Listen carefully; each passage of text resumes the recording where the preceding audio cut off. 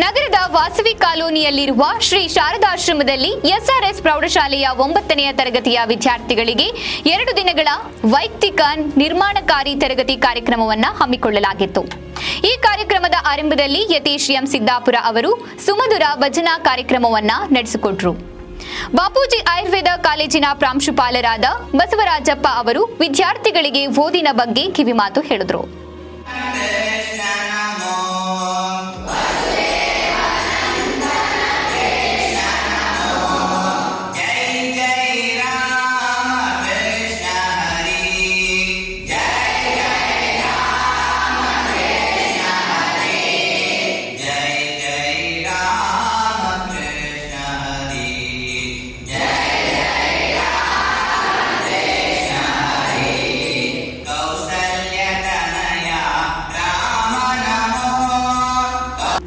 SRS ಪ್ರೌಢಶಾಲೆಯ ಪ್ರಾಂಶುಪಾಲರಾದ ವಿಜಯ್ ವಿದ್ಯಾರ್ಥಿ ಜೀವನದ ಬಗ್ಗೆ ಮಾತನಾಡಿದರು.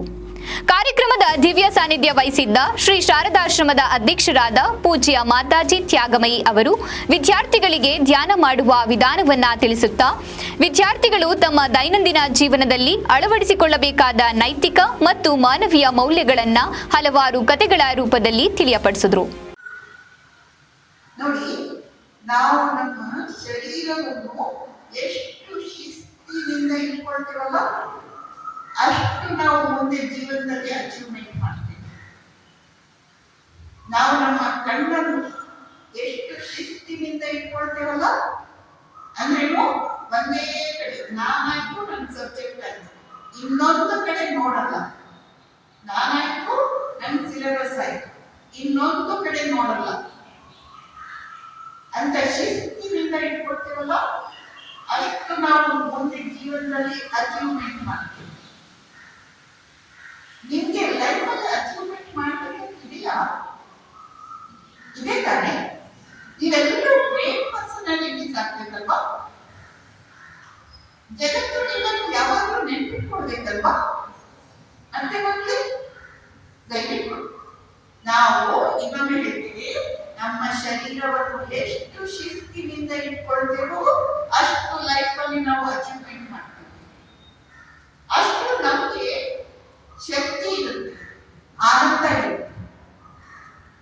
ನಾವು ನಮ್ಮ ಕಣ್ಣನ್ನು ಎಷ್ಟು ಶಿಸ್ತಿನಿಂದ ಇಟ್ಕೊಳ್ತೇವೆ. ಶಿಸ್ತಿನಿಂದ ಇಟ್ಕೊಳ್ಳೋದಂದ್ರೇನು? ಕಣ್ಣನ್ನು ನಾನಾಯ್ತು ನನ್ನ ಸಿಲೆಬಸ್ ಆಗಿದೆ,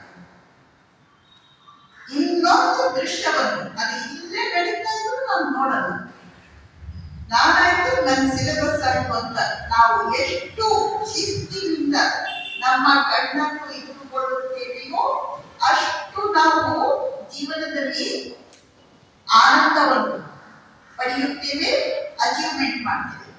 ನೆನಪಿಟ್ಕೊಳ್ಳಿ ಮಕ್ಕಳಿಗೆ. ನೋಡಿ, ನೀವು ಜೀವನದಲ್ಲಿ ಸಕ್ಸಸ್ಫುಲ್ ಆಗಿ. ಈ ಕಾರ್ಯಕ್ರಮದಲ್ಲಿ ಶ್ರೀ ಶಾರದಾಶ್ರಮದ ಸದ್ಭಕ್ತರಾದ ಮಾಣಿಕ್ಯ, ಸತ್ಯನಾರಾಯಣ, ದೀಪಾ ರಾಘವೇಂದ್ರ, ಯತೀಶ್ ಎಂ ಸಿದ್ದಾಪುರ, ರಶ್ಮಿ, ಭೂಮಿಕಾ, ಚನ್ನಕೇಶವ, ಚೇತನ್, ಸಂತೋಷ್, ರೂಪಾ ಗಿರೀಶ್, ಎಸ್ಆರ್ಎಸ್ ಶಾಲೆಯ ಶಿಕ್ಷಕರು ಭಾಗವಹಿಸಿದ್ರು.